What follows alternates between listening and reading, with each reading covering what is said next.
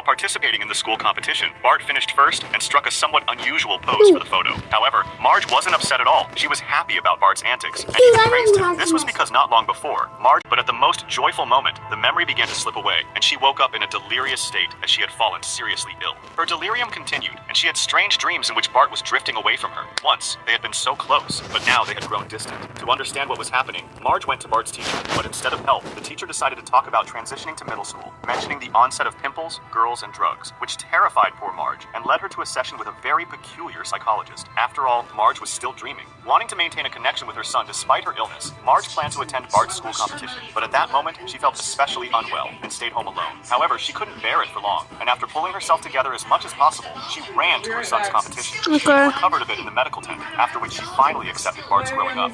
While participating in the school competition, Bart finished first and struck a somewhat unusual pose for the photo. However, Marge wasn't upset at all. She was happy